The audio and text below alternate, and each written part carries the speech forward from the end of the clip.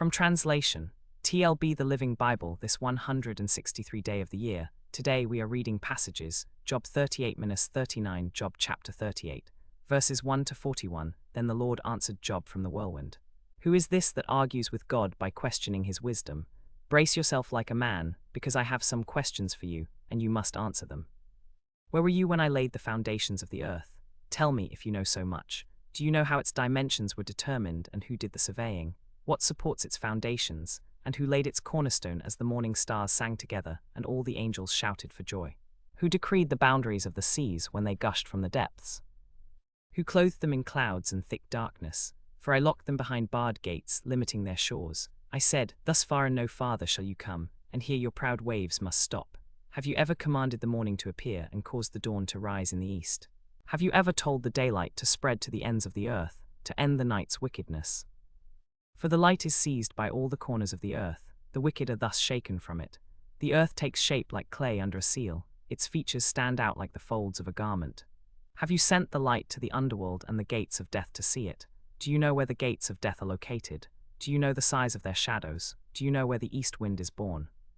Who brings it out upon the earth? Who dug the valleys for the rain and carved out the ravines? Who fathers the rain? Who has given birth to the dew? Whose womb becomes the ice? Who gives birth to the frost from the heavens? For the water turns to ice as hard as rock, and the surface of the water freezes. Can you tie the cords of the Pleiades or loosen the belt of Orion? Can you guide the stars of the constellations through the night sky? Do you know the laws of the heavens? Can you determine their rule over the earth? Who sends the thunder and rain on the earth? Who sends the lightning bolts? Who pours the rain on empty fields where no man lives, to satisfy the scorched and desolate ground, and to cause the tender grass to spring forth? Has the rain a father? Who fathers the drops of dew, out of whose womb came the ice? Who gave birth to the frost from heaven, when the water becomes hard as stone, and the surface of the deep is frozen? Can you hold back the stars of the Pleiades or the belt of Orion? Can you direct the constellations through the night sky? Do you know the laws of the heavens? Can you determine their rule over the earth? Can you shout to the clouds and make it rain? Can you make lightning appear and make it ask you questions? Who gives intuition to the mind and heart? Who gives knowledge and experience? Who is wise enough to count all the clouds?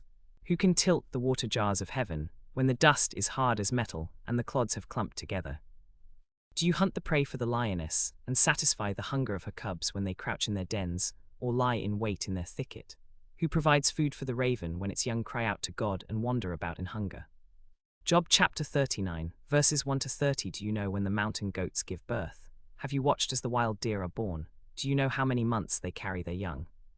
Are you aware of the time of their delivery? They kneel down to give birth and deliver their young, then their pain is ended. Their young thrive like well-planted grass in the fields, and the young ones skip and play. They leave their parents and never return. Who gave the wild donkey its freedom? Who untied its ropes? I have placed it in the wilderness, the salt marshes as its home. It laughs at the tumult in the town. It does not hear a driver's shout. It roams the hills for pasture and searches for any green thing. Will the wild ox consent to being tamed? Will it spend the night in your stall?